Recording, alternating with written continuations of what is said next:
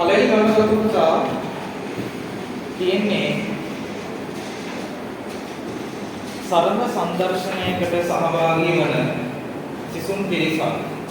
එහි එක් අවස්ථාවකදී ඒක කේන්ද්‍රීය වෘත්ත ආකාරයකට සැකසෙන්නේ පළමු වෘත්තයේ නිල් ඇඳුමින් සැරසුණු 5 දෙනෙක්ද දෙවන වෘත්තයේ සුදු ඇඳුමින් සැරසුණු 7 දෙනෙක්ද තුන්වන වෘත්තයේ නිල් ඇඳුමින් සැරසුණු 9 දෙනෙක්ද ආදී වශයෙන් පේලියක් හැර පේලියක් නිල් සහ සුදු වර්ණ මාරුවන ආකාරයට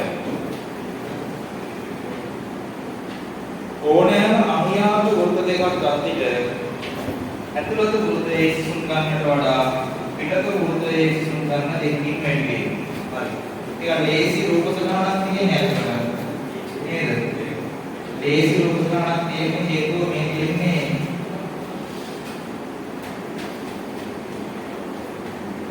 සරල සංදර්ශනයක ළමයි ඉන්න විදිය. හරිද? අපිට කියනවා පොඩිම වෘත්තයේ ඉන්නවා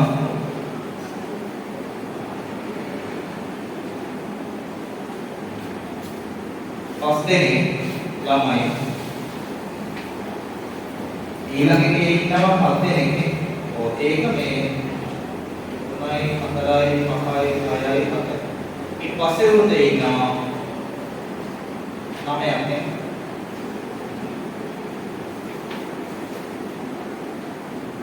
ළමයි ඉන්න විදිහ මාත් එක්ක ගන්න එක හදු ළමයි. ඔයගොල්ලෝ යන්නේ ඒකවල. දැන් හරි කමක් නැහැ. හදාගන්න ලැබුණා නම් දැන් හදන්න මට කලින්. මාත් එක්කයි මගේ උරවල් හදන්න. ටික ටික 9 4යි 5යි 6යි. අපර. අයි මම ගන්න බැහැ. ළමයි ඉන්නවා කියනකොම මේ ඇවිල්ලා නිල් පාට. මේ නිල් පාට ඇඳුමින් සැරසුණු කට්ටිය ඇප්ලිකේෂන් සුදු ආයේ. හරි. පත්වන වෘත්තයේ සිසුන් ගන්න. පුතා ඉතින් දැන් මෙහාට උන් දැන් කාමයේ ගන්න එපා. මේ දැන් පත්වන වෘත්තේ ගන්න පුළුවන්. මේක නම් අවුලක් නෑ. නිකන් ගත්තා තමයි නෑ. මේකේ 3යි මේකේ 5යි මේ ශ්‍රේණි ඉස්සරහම ගන්න. 5යි 7යි 9යි. කොහොමද ඉස්සරහට යන්නේ? ඒ තුනක් තියෙනවා. මේ තමයි ඉස්සරහට ශ්‍රේණිය හඳුනා ගන්න. පළවෙනි එක තමයි ඒක. ඉස්සරහම හඳුනා ගන්නවා මොකක්ද මේ සංඛ්‍යා රටාව. මොකක්ද ශ්‍රේණිය? හරිද? රූපයක් දෙන්නේ ඔය ශ්‍රේණිය හඳුනා ගන්න. නිකම් මේක දෙන්නේ නැතුව. හරිද? මේ රූප සටහනක් කරේ මොකක් හරි කතන්දරයක් කියන්නේ ඔයා හඳුනා ගන්න ඕනේ. මොකක්ද මේ විලා තියෙන ශ්‍රේණිය කියලා. හරිද? එතකොට මේ නේද එතන 9 වෙනිය හොයාගන්න ලේසි යන්න පුළුවන් ඉස්සරහට. ඒක කරාවි. දන්නවෝගේ නැතුව දන්නවනේ මේ සමාන්තර ශ්‍රේණියක යම්කිසි පදයක් වන සූත්‍රය. මේ ඒකට ලියන ආදේශ කරන නිකන් ඉඳින් ගන්නත් පුළුවන්.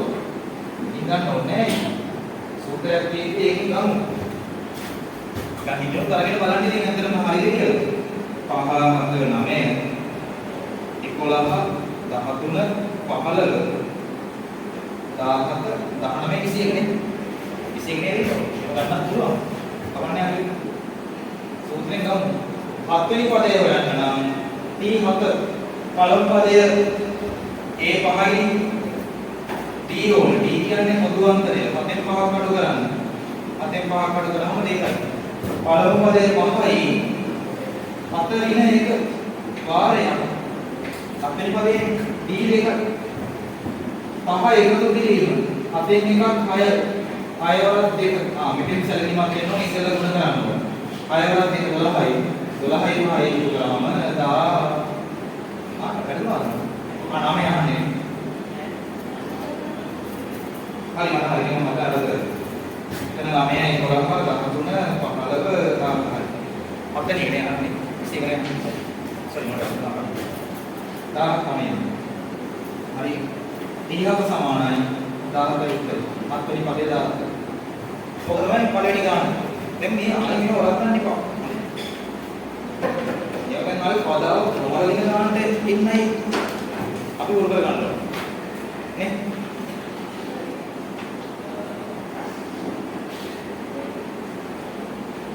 ඊට පස්සේ කියනවා ප්‍රොබිලක්ෂණ දෙකේ පිටතම වෘත්තයේ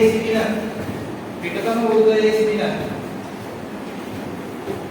සිසුන් ගණන 45කට අඩු වන පරිදි සැකසිය හැකි උපරිම වෘත ගණන පිටතම වෘතයේ ඔයාලන් දෙක මේ කියන්නේ මහවත නමේ පිටතම වෘතයේ 45ක් වෙන්න හදන්න පුළුවන් රවුම් ගණන්නේ වෘත ගණන. ඔව්. උදානේ අන්තිම එක රවුම් බැරි වෙවි යනවනේ. 45 රවුමක් තියෙනවා. ඒ කියන්නේ මේ ශ්‍රේණියේ 5 7 9 ඔක්කොම වෘත තියෙන්නේ. 45 කියලා රවුමක් දෙනවලු. මේ එහෙම රවුමක් ආවොත් ඒ කීවෙනි රවුම තමයි. මේ අහන්නේ ශ්‍රේණියක යම්කිසි ශ්‍රේණියක යම්කිසි පදයක් තියෙනවා. ඒ පදයේ ඉන්නේ කීවෙනි පදයේ විදියට. හරිද? 45 ඉන්නේ කීවෙනියට කියලා මේ අහන්නේ. තේරුම් ගන්න මේ කොමසුත්‍රේ දාන්නේ තාම හදන්න ඉන්නේ. ඒ කියන්නේ දෙකයි පදපදේ සෝරි ඒ පහයි. ඒ පහයි පදපදේ පහයි.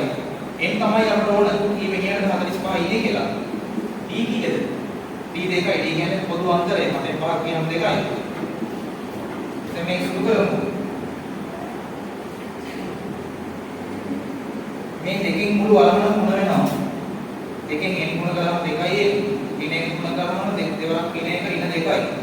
45 සමානයි 5න් දෙකක් අඩු කරාම මොකද 3යි. 3යි එකතු කිරීම 2යි සමානයි 45යි. හරි නේද? දැන් මට ඕනේ n හොයන්නනේ. මේ ධන තුන මම මේ පැත්තට දානවා.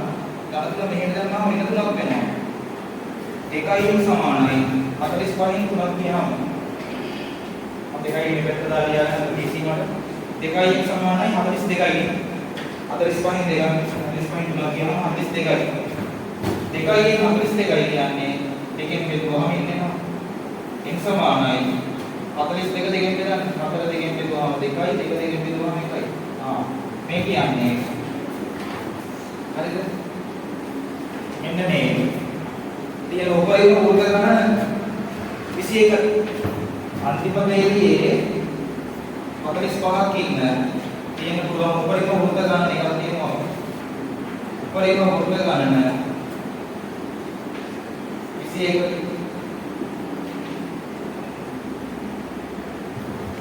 හරිනේ.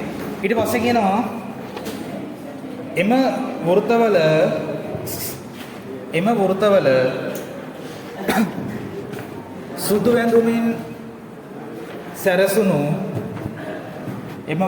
සුදු ඇඳුමින් සැරසුණු මුළු සිසුන් ගණන සොයන්න. එම වෘතවල සුදු ඇඳුමින් සැරසුණු මුළු සිසුන් ගණන සොයන්න. හරි. දැන් අපට ආව රවුම් 21ක් තියෙනවා කියලා. රවුම් 21ක් තියෙනවා කියලා ආවා. එතකොට මේ කොහොමද තිබුණේ? මේක නිල් මේක සුදු ආයිම නිල් ඕමනේ. එතකොට සුදු ඇඳුමින් සැරසුණු ළමුන් ඉන්න රවුම් කියන්නේ 7 11 15 19 ඔන්න ඕක නේද? මේ ඔන්න ඔය සෙට් එක නේද? පේනවද?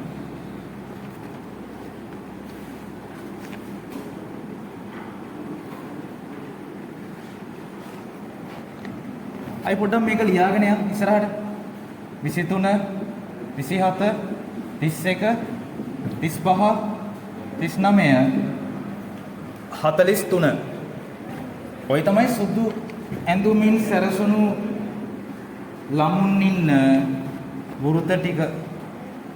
හරිද? අපෙන් අහනවා මුළු සිසුන් ගාන අහනවා මේක ඉන්න. මුළු සිසුන් ගාන අහනවා. දැන් මොකද්ද කරන්නේ?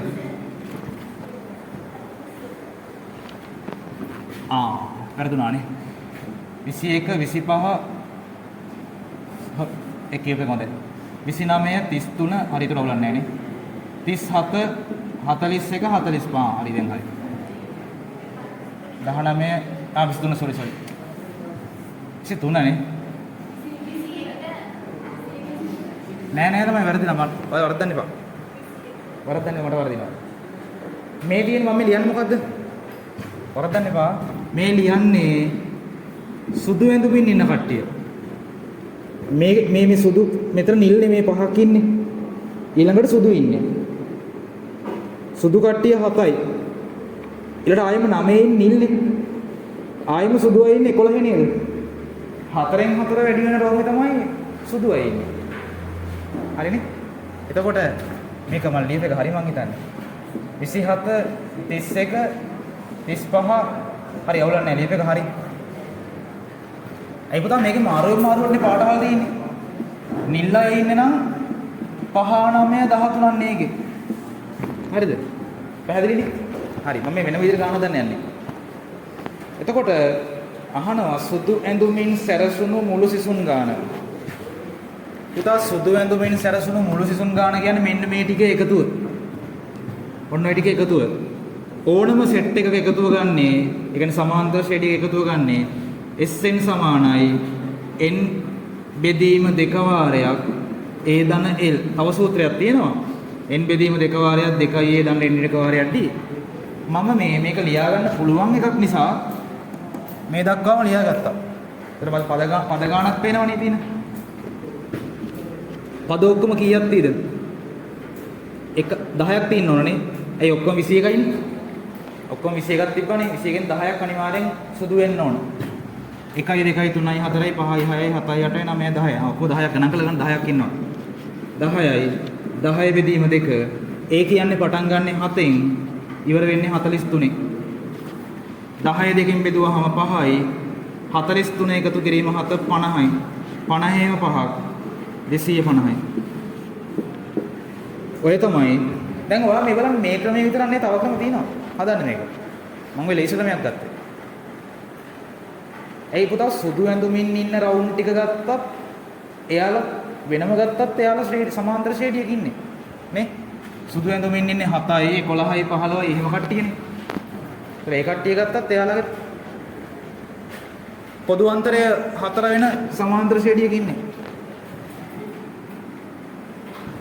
ඔක්කොම 250යි. ඊට පස්සේ කියනවා ඉහත තුන මගින් නිල් ඇඳුමෙන් සැරසුණු කට්ටිය ගාන ගන්නලු. දැන් ඔයාලට මේ උත්තරේ වෙන විදිහකට ඇවිල්ලා තියෙනවා ඒත් හරි හොඳේ.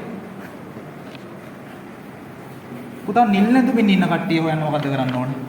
දැන් ඔයා දන්නවා මේ ඇවිල්ලා සුදු ඇඳුමින් ඉන්න කට්ටිය. ඔයාලට හොයා ගන්න පුළුවන් ඔක්කොම ළමයි සෙට් ඔක්කොම සිසුන් සෙට් එක. කොහොමද හොයන්නේ?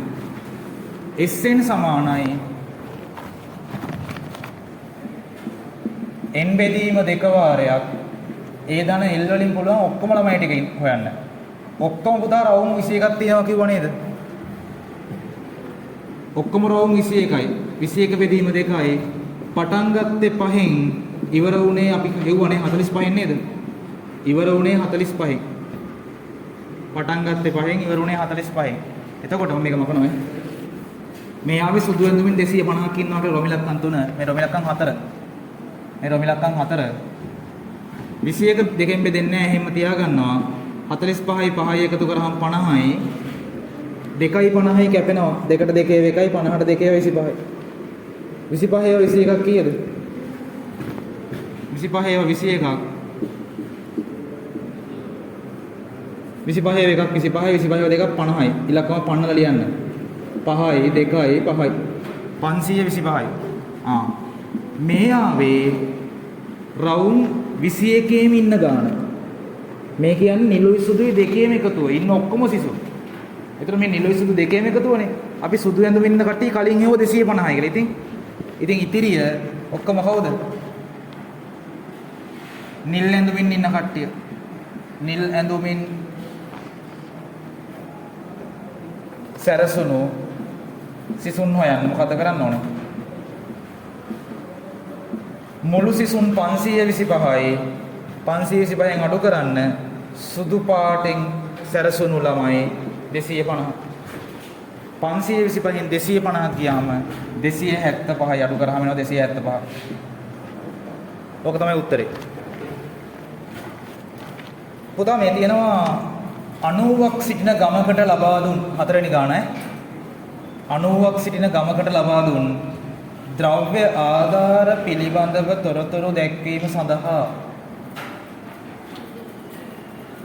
අඳින ලද අසම්පූර්ණ වෙන්රූප සටහනක් පහත දැක්වේ. මෙන්න තියෙනවා වෙන්රූප සටහනක්. මේ තියෙනවා උපකුලක. මේ තියෙන්නේ දැන් මේ දීපු ආධාර මේ තියෙන්නේ. ඇඳුම් දීලා තියෙනවා, වියලි ආහාර දීලා තියෙනවා. හරි. සමහරවිට මේ ගම් වතුරට හරි මොකක් හරි ආපදාවකට ලක් වෙච්ච පිරිසක් ගමක්. හරිද? අපිට කිව්වනේ මේකේ 90යි කියලා ඉන්නේ ඔක්කොම. එහෙනම් සර්වත්‍ර කුලකේ 90යි කියලා දාගන්න. ඒක අනිවාර්යෙන් ගණන් ඉස්සරහට දාගෙන නැති ඒක ඕන වෙනවා යාට. ඊට පස්සේ කියනවා පවුල් 46ක් සඳහා වියලි ආහාර. පවුල් 46කට වියලි ආහාර කියන්නේ පුතා මෙන්න මේ රවුමම තමයි 46. වියලි ආහාර පමණක් කිව්වොත් මේක ඇතුලෙන් දාගන්නේ. හොඳ ඒක පටල ගන්න එපා. වියලි ආහාර පවුල් 46කට දෙනවා කියන්නේ වියලි ආහාර රවුම 46යි. මෙතන 10යි කියලා දීලානේ අපට. මෙතන 10 දීලා. ඊට පස්සේ කියනවා පවුල් 18කට ඇඳුම් පමණක්. මෙන්න පමණක්. පමණක් නම් ඇතුලේ. නේ මම හැමතිස්සෙම කියනවා මොකද්ද කුලක ඔයාලට තාමත් මේක මතකද නැද්ද කියලා මම දන්නේ නැහැ. කුලක ගාන කරද්දී ඔයා මුලින්ම කරන්න ඕන මේකේ මේ තියෙන ප්‍රදේශ ටික හඳුනා ගන්න ඕන. හරිද? මම හැමතිස්සෙම කියනවා මොකද්ද කුලක ගානවා ගනිපු ගමන්ම මේ ප්‍රදේශ ටික හඳුනා ගන්න ඕන. මෙතනින් කියන්නේ ඇඳුම් පමණක් ලැබිච්ච අය. මෙතනින් කියන්නේ වර්ග දෙකම වියලි ආහාර ඇඳුම් දෙකම. මෙතනින් වියලි ආහාර පමණක්. එළියේ ඉන්නේ මොකුත් හම්බෙච්ච නැති අය. ඊට පස්සේ කියනවා ඇඳුම් හෝ වියලි ආහාර හෝ ආධාර ලෙස නොලැබුණු අය. මෙන්න මේ සෙට් එක. අපි යාලා හොයන්නේ කොහොමද? මම අකුරක් දාගන්න ඕනේ නැහැ. රෝමිලක්කන් දෙකනේ. මතක තියාගන්න මුලින්ම රෝමිලක්කන් එකේදී මේක අඳින්න ඕන පොතේ. ඇඳ ලකුණු කරන්න ඕන. ඇඳුම් හෝ වියලි ආහාර හෝ ලබා නොදුන් පවුල්.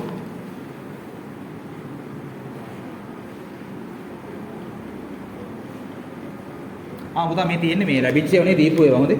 ලබා දුන්න අතර හරි කවුලක් නැහැ ඒක ප්‍රශ්නයක් නැහැ. ලැබුණු ඒවා නෙමෙයි ලබා දුන්නේ. මෙයාලා දීලා තින්නේ. එතකොට අහනවා මෙන්න මේ එළියේ ඉන්න සෙට් එක කොච්චරයිද කියලා. කොහොමද ඒක හොයන්නේ? ආධාර ලබා නොදුන් අය.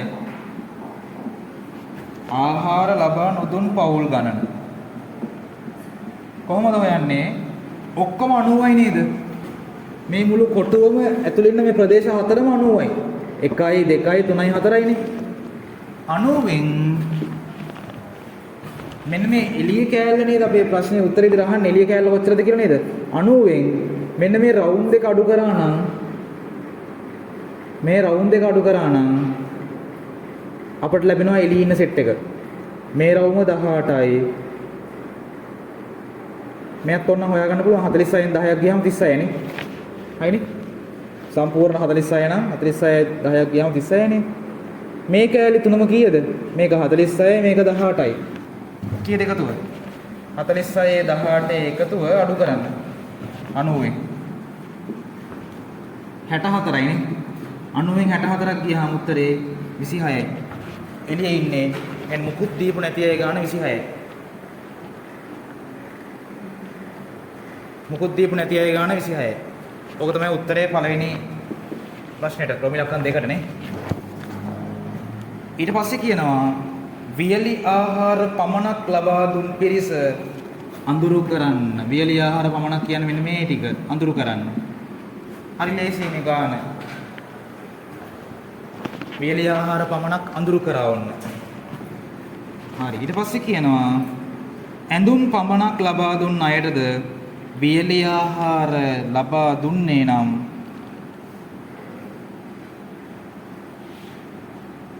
ලබා ඔයගොල්ලෝ මේක එක තැන්වල එක එක විදිහට තියෙන්නේ.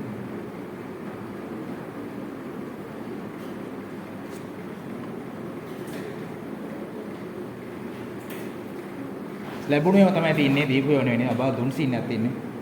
ඒක අපිට අදාළ නැහැ මේක තියෙන්නේ මේ අර මම මුලින් කියපු එක තමයි. වියලි ආහාර ලැබුණු අය ඉන්නේ හොඳේ. අපිට කියනවා ඇඳුම් පමණක් ලබා දුන්න අයටද වියලි ආහාර ලබා දුන්නේ නම්. ඇඳුම් පමණක් දීපු අයටද වියලි ආහාරත් හම්බෙලාලු. එහෙනම් වෙන් රූප සරහන වෙනස් වෙනවනේ පුතා. නේ? මේ ඇඳුම් පමණක් කියන කෑල්ලක් නැති වෙලා යනවා. ඇඳුම් පමණක් ලබා දුන්න අයටත් වියලි ආහාර දුන්නාම මෙයත් මෙහෙම කෑල්ලක් නෑ. එතකොට මේ මොකද වෙන්න ඕන? සම්පූර්ණ රවුම වෙන්න ඕන. කොහොමද? මම මේක මකනවා. කොහොමද වෙන්න ඕන? ඇඳුම් පමණක් දීපු අයටත් වියලි ආහාර දුන්නාම මේ රවුම එන්න ඕන මෙන්න මේ විදියට. කොහොමද? රවුමක් ඇතුලේ රවුමක්. මේ ඇවිල්ලා වියලි ආහාර මේ ඇවිල්ලා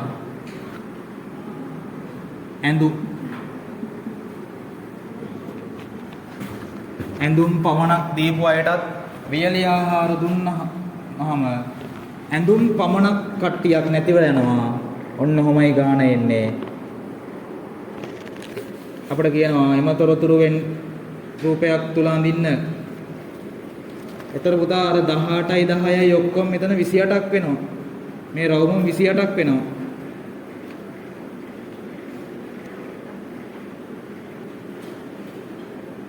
ඒ අගයන් නම් ලියන්න ඕනේ නැහැ හොඳේ.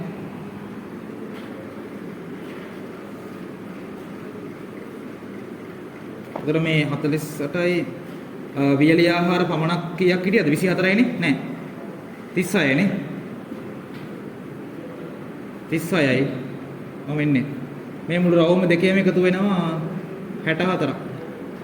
එළියේ ඉන්නේ 24යි. මතකන්නේ? ඒක නම් ලකුණු මේව නම් නොලිව්වට කවුලක් නැහැ. රූපය ඇඳලා තියෙනම් හරි. 26 නේ? 26 නේ? අපි කලින් ආයේ 26ද? හරි. කොහොමලක්කම් මේ ආවේ 4 5 අහනවා. ඇඳුම් A ලෙසත් ඇඳුම් Aලු වියලි ආහාර B ලෙසත් ගත්තාම A හා B කුලක අතර සම්බන්ධය ලියන්නලු. A B අතර මොකක්ද සම්බන්ධය?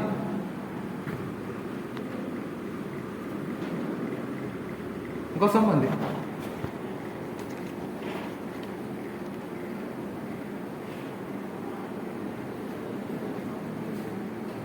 මොකක් සම්බන්ධය?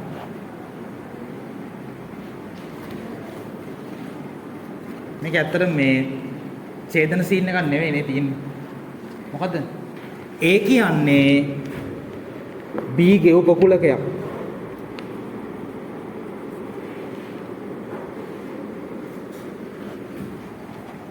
9 වසරේ කියලා දුන්නේ. මත නැද්ද? A කියන්නේ B ගේ උපකුලකයක්. හරි සම්බන්ධ ලියන්නනේ කියන්නේ. A හා B මෙන්න ඇත්තට මේක මෙහෙම ලියන්න ඕන. A අනු B හි උපකුලකය කියලා ලියුණාම හරි. A හා B අතර සම්බන්ධය ඔක. වෙන සම්බන්ධයක් නෑ ඔක ඡේදන දාලා ලියන්න බෑ ඉතින්. මොකද්ද මේ කියන්නේ? හරි දැන් ඔයාලට මේක දැක්කම මොකද්ද වෙන්නේ? ඇඳුම් ලබා ලැබුණු හැමෝටම වියලි ආහාරත් ලැබිලා නේ? ඇඳුම් හම්බෙච්ච හැමෝටම වියලි ආහාරත් ලැබිලා. හැබැයි වියලි ආහාර ලැබුණු හැමෝටම ඇඳුම් හම්බෙලා නෑ. මේ වියලි ආහාර පමණක් කට්ටිය තමයි එළියේ ඉන්නේ. තේරෙනවද? ඒ අනු B හි උපකුලකයේගේ මේ කට ඇරලා තියෙන්නේ ලොක්ක පැත්තට. හරිද?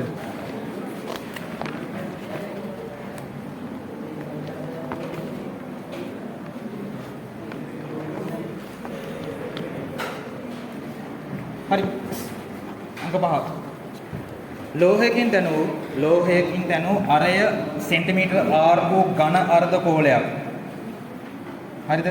ඝන අර්ධගෝලයක් හොඳේ. උණු කර පතුලේ අරය අර්ධගෝලයේ අරයෙන් 4න් එකක් සහ උස h වූ මේ රූප සටහන් දෙකකින් හදා ගන්න ඕන. මම දුන්නේ ගෝලයක පරිමාව. හොඳ ඒතර අර්ධගෝලයක් කියන්නේ ඒකෙන් භාගයක්. පුතා ඔන්න තියෙනවා අර්ධගෝලයක්.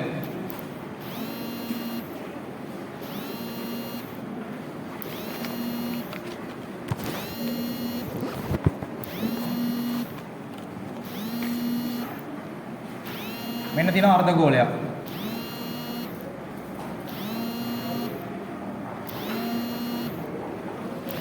ඝන අර්ධගෝලයක් කුණු කර පතුලේ අරය අර්ධගෝලයේ අරයෙන් 4න් එකක් වූ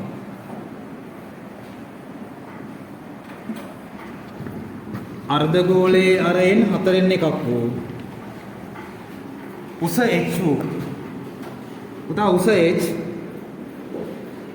මේකේ අරයෙන් 4න් එකක් කියන්නේ r බෙදීම 4 ඝන ඍජු වෘත්තාකාර කේතු 56ක් සාදන ලදී.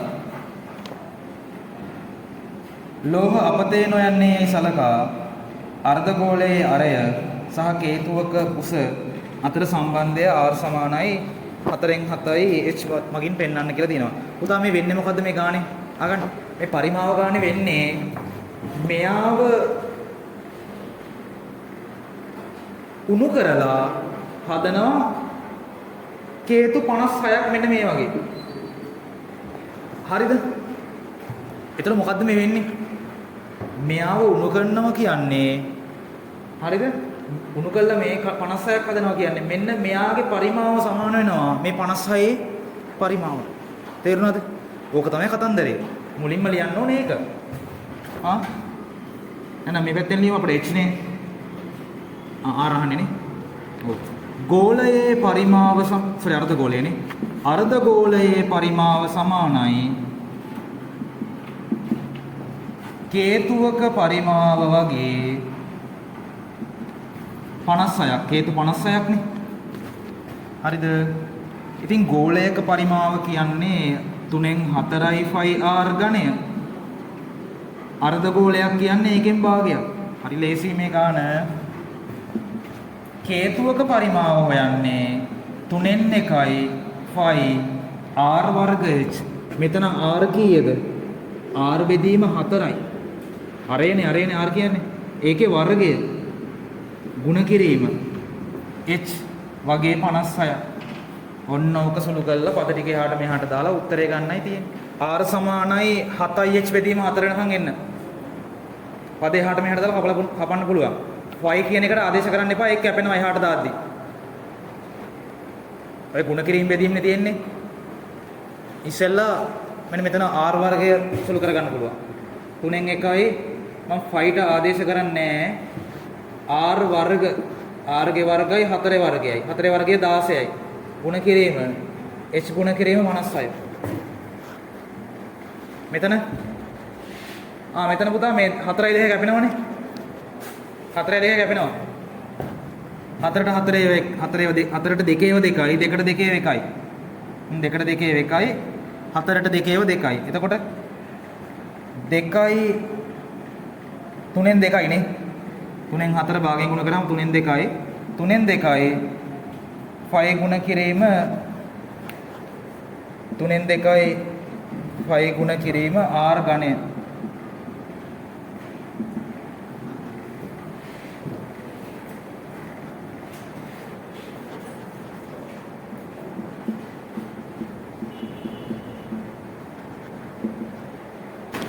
පුතා මේ බලන්නකෝ මේ 5ට මේ 5 කැපෙනවා. හරිද? හේතුව මේක පල්ලෙහාට ගියහම බෙදීම 5 වෙනවනේ. ඒ දෙන්න කැපෙනවා. මේ තුනට බලගන්න. මේක අසන් ලියාගන්නේ. මේ තුනට මේ තුන කැපෙනවා. හේතුව මෙයා මෙහෙට යවුවත් උඩටනේ 3 එන්නේ. 3යි 3යි කැපෙනවා. යවන්න ඕනේ නැහැ. ඉතින් මෙතන තියම කපලා දානවා. 16යි 56යි ගුණ කරද්දී කපන්න පුළුවන් අරකට. 16ට 8 ඒවා 2යි 56ට 8 ඒවා 7යි. අන්න 7 ඉලක්කම ආවනේ. 7යි එච්චෙන්න පුළුවන් ඉතින්.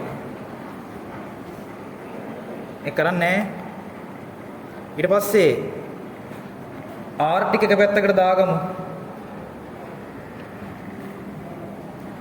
r 3 ඉන්න පැත්තට මම r 2 දා ගන්නවා පල්ලෙහාටනේ. සමානයි. උඩ ඉතුරුනේ කවුද? 7h යට කවුද ඉන්නේ? මෙන්න මෙතන දෙකක් ඉන්නවා. මෙයා පල්ලෙහාට ගියාම දෙවරක් දෙක. ඔය එන්නේ ලස්සන උත්තරේ. මේ ටික මකනවා. උත්තරේ ආවනේ. R සමානයි R3 R2 බෙදද්දි කීයද? R1 නේ. බලන්න. R3ක් කියන්නේ ඔන්න ඕකනේ. R ඝනය කියන්නේ ඕක, R වර්ගය කියන්නේ ඕක. මේ දෙන්න කැපිලා යනවා. එක R කෙනෙක් විතරයි ඉතුරු වෙන්නේ මේ. 7h බෙදීම 4යි. මේක ආවේ නැද්ද? ආවනේ. හරි. හදාගන්න. මම එක්කව බෝඩ් එක.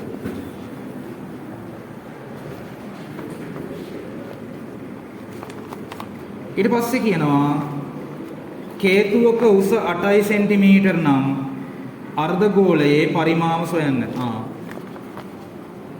කේතුවක උස 8 cm. පුතා එහෙනම් පමිලක්කම් මේ ඒ කොටස නෙමෙයි අපි යන්නේ. උස කියන්නේ h නේ. h 8 cm නම් පුතා අරය කීයද? මේකට ආදේශ කරලා ගන්න. මම මේක වහනවා. හැමෝම ලියාගන්න මේවා. h 8 cm නම් අරය කීයද? මම h වෙනුවට 8 දැම්මා. 4ක් මේ 8 4ෙන් බෙදුවාම 2යි, දෙවරක් 7 14යි. අරය 14යි දැන්. h 8 cm නම් අරය 14යි. ඉතින් අහනවා අර්ධගෝලයේ පරිමාව. පුතා අර්ධගෝලයේ පරිමාව කියන්නේ අපට ආවනේ 2න් 3යිනේ අර්ධගෝලේ. sorry 3න් 2යි. 3න් 4නේ ගෝලයක් නම් අර එක භාගයෙන් ගුණ කරාම 4 2ක් වෙනවා. 3න් 2යි 5r ඝනයේ 5ට 7න් 22 ආදේශ කරන්න. අරය 14යි. 14 ඒවා 14 ඝණය කියන්නේ 14 ගුණ කිරීම 14 ගුණ කිරීම 14. ඕක සුළු කරාම උත්තරේ එනවා. හරිද? ඕක සුළු කරලා දාලා තිනම් ලකුණු දෙන්න. මේ දක්වා ලියලා තිබ්බත් කමන්නේ. තේරුණානේ? 3න් 2යි 5 කියන්නේ 7න් 22යි අරය 14යි නේ. 14 ඒවා 3ක්. 4 7 1යි 14 7 ඒවා 2යි. ඔකේ දශම ගාණක් එන්නේ. කවන්නේ. ඒ ගානේ. කියනම් හරි. උත්තරේ අරන් ඇතිනේ. ඔයා ගෙදර ගිහිල්ලා ලඝුවෙන් බලලා ඊටු ටික හදා ගන්න. හොඳේ මම මුල් ටික හදනවා. කැපිටල් P සමානයි වර්ගමූල ඇතුලේ 25.26 ගුණ කිරීම 0.78 බෙදීම 2.47 දෙපැත්තටම ලඝු යොදනවා LG. ලඝු වලින් ගාණ හදන්න නම් දෙපැත්තටම LG දාන්න ඕන. පුතා අපි LG දාද්දී මේ වර්ගමූලය කියන්නේ අපි දන්නවා 2න් 1යි කියන එක දන්නවනේ. වර්ගමූලයක් කියන්නේ මෙතන 2නේ තියෙන්නේ. මෙතන 2 කියන්නේ 2න් 1යි. 2න් 1 ගුණ කිරීම 0.78 බෙදීම 2.47 තමයි ඔය තියෙන්නේ. ඔන්න ඒ කොටසටම ලඝු දැම්මා. හරි මොකද මේ කරේ? ලඝු ගණක වලින් ගාණ හදන්න නම් දෙපැත්තටම ලඝු යොදන්න ඕන.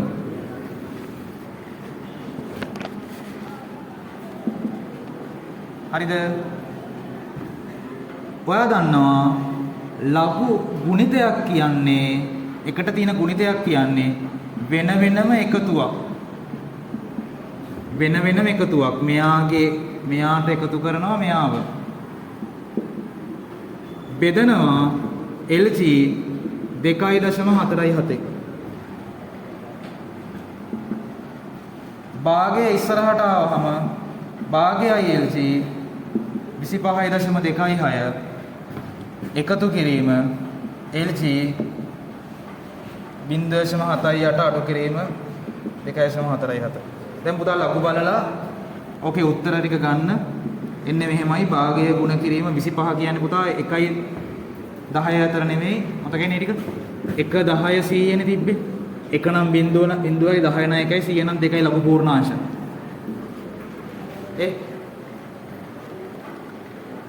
හදාගෙන යන්න මම 25යි ගාණක් කියන්නේ 10යි 100යි අතර 1 දශම ගාණක්. 25 26 බලලා මෙතනින් ඉලක්කම් හතර දාන්න. ඊට කොට කරගන්න පුළුවන් දැන්. බිංදුව 1 කියන්නේ වියුති 1යි. 78 නේ මේ තියෙන්නේ. 78 බිංදුව බලලා මෙතනින් ඉලක්කම් 4 දාගන්න වගුවෙන් බලලා. අඩු කිරීම 2.0 කියන්නේ 1.10 අතර සංඛ්‍යාවක් ලඝු පූර්ණාංශයේ බිංදුවයි දශම. ඉලක්කම් 4 දාගන්න. හරිනේ. මෙතන ආපු උත්තරේ භාගයෙන් ගුණ වෙනවා. භාගයෙන් ගුණ කළා බිංදුව දශම ගාණක් එන්නේ. විතර බිංදුව දශම ගාණක් එන්නේ ඒක දාගන්න. වියුති 1යි ඔය ටික දාගන්න. ඊතර ගිහිල්ලා හදන්න ඒක ටික. ඊට පස්සේ එන උත්තරේ ඇන්ටිලොග් බලන්න උත්තර එනවා. හරිනේ. එඩිට් කරගන්න. ඊතර ගිහිල්ලා එඩිට් කරගන්න. හරි. තුන්වෙනි ගාන ගන්න. මේක හැමෝම හදන්න ඕන මාත් එක්කම. ජ්‍යාමිතිය ගානක් තියෙන්නේ. හොඳ ගානක් තියෙන්නේ. මධ්‍ය ලක්ෂ ප්‍රමේයයි ඔක්කොම ටික තියෙනවා.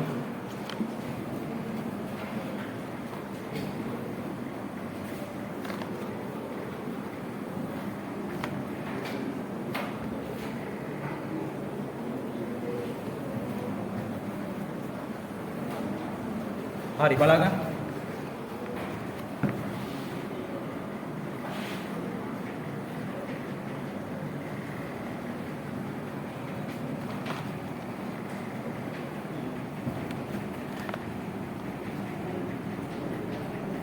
සම්පූර්ණන්නේ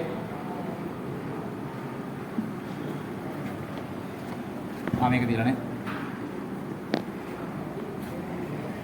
AE මෙතන y x c b මෙතන d ආත්‍රෝපය අඳ ගන්න ඉක්මනට අපිට කියනවා ABC ත්‍රිකෝණ ABCD දෙක දික් කර ඇත BC සමානයි CD මේ දෙන්න සමානයි කියනවා.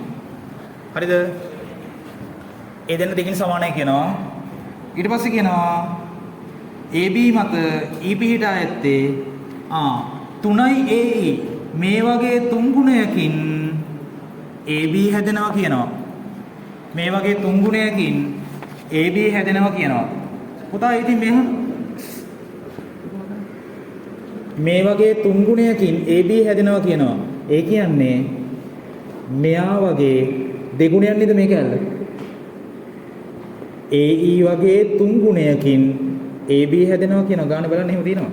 3යි AE සමානයි AB කියලා. ඉතින් ඒ කියන්නේ මේක ඇල්ල මේක වගේ දෙගුණයක්. හරිනේ? ඒක තේරුම් ගන්න. හරිනේ? ඊට පස්සේ DE පාදය කො DE මෙන්න DE පාදයේ මධ්‍ය ලක්ෂය XA මෙන්න මෙයා මේ හරියෙන් එන්න ඕනේ. DE පාදයේ මධ්‍ය ලක්ෂය XA මේ DE පාදයේ හරි මැද x ලු. ඒ කියන්නේ මෙන්න මෙයා සමානයි. මේ dx ට xe සමානයි. ඊට පස්සේ කියන ඔය ටික තමයි කියන්නේ. පළවෙනි රෝම ඉලක්කම් 1 අහනවා. EB සමානයි 2යි AE බව. ඒක ඉතින් දන්නවනේ. සාධනය අපිට කියනවා EB කියන්නේ 2යි AE කියලා. ඉතින් හරියට ඒක තමයි අර කියලා තිබ්බේ.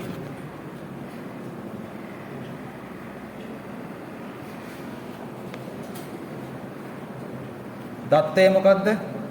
3යි AE සමානයි AB නේ.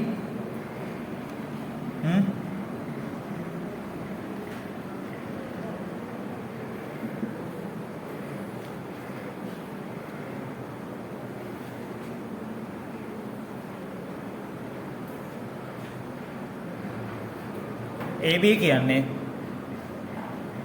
AE ධන EB ගන්න විදිය මේ අපට දීලා තිබ්බා පුතා දත්තයේ විදියට 3යි AE සමානයි AB කියලා. ඉතින් ඇත්තටම AB දිග කියන්නේ AE දිගේ EB දිගේ එකතුවනේ. මම මේ එක AE කෙනෙක් එහා පැත්තට දානවා. එතකොට ඍණ AE වෙනවා. EB සමානයි 2යි AE කියලා ඔන්නාව. හරිනේ? ඒක නිකන් හිතින් ගන්නත් පුළුවන් ඒක ලියන්න දෙයක් නැහැ ඇත්තටම. මෙයා වගේ තුන් ගුණයකින් AB හැදෙනවා කියනවා. ඉතින් AB කියන්නේ මේ දෙන්න එකතුවනේ. මම ඒක ලිව්වා. AE දැන් මේ පැත්තට. අපට අදාළ උත්තරය ආවා. හරිනේ? හරිද? හරිනේ? හරි කවන්න මෙහෙම වෙන්න ඕනේ මම මොකක් හරි ලියලා තියෙන දෙන්න. පස්සේ බලමු. ඒක හිතින් ගන්න පුළුවන් නේ මම අර මුලින් මාත් කිව්වේ හිතින් ගන්න අරගෙන. හරි. ඔය තමයි රෝම ඉලක්කම් එකට උත්තරේ. රෝම ඉලක්කම් දෙක AC CX සමානයි EA බව. CX මෙතන නේද C තිබ්බා. මේ y. CX සමානයි AE බව. හරියටම හරි. කොහොමද ඒක කියන්නේ? පුතා මෙතන තියෙනවා මධ්‍ය ලක්ෂ ප්‍රමේය. පේනවද ඔයාලට? කාට හරි පේනවද මධ්‍ය ලක්ෂ ප්‍රමේය මෙතන තියෙනවා? මෙන්න මේ ලොකු ත්‍රිකෝණය බැලුවොත් BD පාදයේ මධ්‍ය ලක්ෂය C මෙන්න මෙතන. හරිනේ? සමානව දෙකට බෙදිලා. DE පාදයේ මධ්‍ය ලක්ෂය x මෙයාට මෙයා සමානයි කියලා තියෙනවා. ඉතින් ත්‍රිකෝණයක පාද දෙකක මධ්‍ය ලක්ෂය ආකරන රේඛාව එහි ඉදිරි පාදයට මෙන්න මෙයාට සමාන්තරයි. හරිනේ? මේ ත්‍රිකෝණයේ පාද දෙකක මධ්‍ය ලක්ෂය ආකරන රේඛාව එහි ඉදිරි පාදයට සමාන්තරයි. මෙයාට සමාන්තරයි. ඉතින් ඔයා දන්නවා ඒ සමාන්තර වෙනවා වගේම ඉදිරි පාදයේ දිගින් හරියටක් කියලා. ඉතින් XC කියන්නේ භාගයයි EB. XE කියන්නේ භාගයයි EB. හරිනේ? මේ පාදයෙන් භාගයක් නේ මධ්‍ය ලක්ෂ ප්‍රමේය කියනවනේ ඒක. මේ තමයි මධ්‍ය ලක්ෂ ප්‍රමේය. හරිද මේ මධ්‍ය ලක්ෂ ප්‍රමේය. අපේ ප්‍රශ්නේ තමයි CX සමානයි EA බව. ඉතින් ඔයා දන්නවා මෙන්න EB කියන්නේ කවුද? 2යි AE. මං ගිහිල්ලා EB වෙනුවට දානවා 2යි AE. දෙකට දෙක කැපිලා යනවා. මේක CX කියලා තියෙන කමන්නේ ඕන එක. XC නැත්නම් CX හරි. CX සමානයි. ඉතින් ඔන්න AE භාගයටයි දෙක කැපිලා ගියා. CX සමානයි AE. නැත්නම් EA දෙකම එකයි. ඊට පස්සේ කියනවා AC හි මධ්‍ය ලක්ෂයක් AC පාදයේ මධ්‍ය ලක්ෂයක් තමයිලු y. ඒ කොහොමද ගන්නෙ? පුතා ඔයාට පේනවද? ඔයාට පේනවද?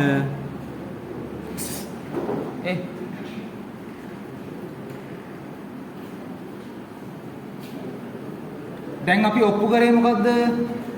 මෙන්න මෙයයි සමානයි කියලා. CX සමානයි AE කියලා ඔප්පු කරේ. පුතා ඔයාට පේනවද?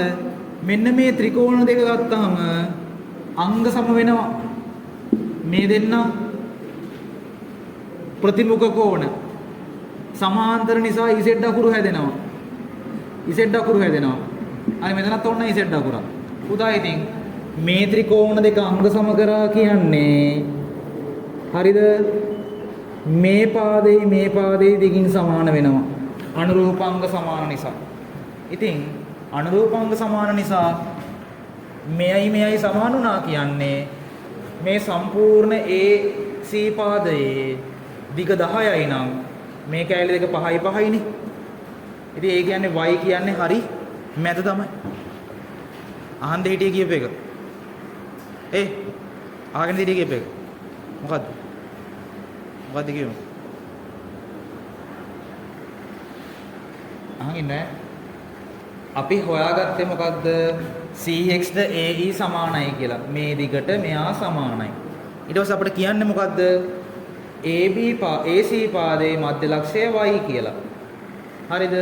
ඉතින් යම් රේඛාවක මධ්‍ය ලක්ෂයක් හොයනවා කියන්නේ පුතා ඒකේ තේරුම තමයි එයා සමානව දෙපැත්ත සමාන කැලි දෙකට වෙන් කරනවා කියන එකනේ. ඉතින් අපි හොයාගත්තා නම් මේ දෙන්න දිගින් සමානයි කියලා y කියන්නේ මධ්‍ය ලක්ෂය තමයි. හරිද? ඉතින් මේ දෙන්න සමානයි කියලා ඔප්පු කරගන්න පුතා ලේසි ක්‍රමයක් තියෙනවා. මොකද්ද? මේ දෙන්න මේ ඉන්නේ ත්‍රිකෝණ දෙක. බලුවම පේනවා එක වගේ ත්‍රිකෝණ දෙකක් කියලා. රූපේ. එක වගේ ත්‍රිකෝණ දෙකක් කියලා පේනවා නම් ඔයාට අංග සම කරගන්න මොකද්ද වෙන්නේ? මේ දෙන්න දිගින් සමානනවා. දිගින් සමාන වුණා කියන්නේ මේ සම්පූර්ණ ඒකාව හරිමැදින් y ගෙන් බෙදනවා කියන එක. නේ? අංග සම කරලා ඒක හොයන්න තියෙන්නේ. ඒ ටික තමයි තියෙන්නේ මම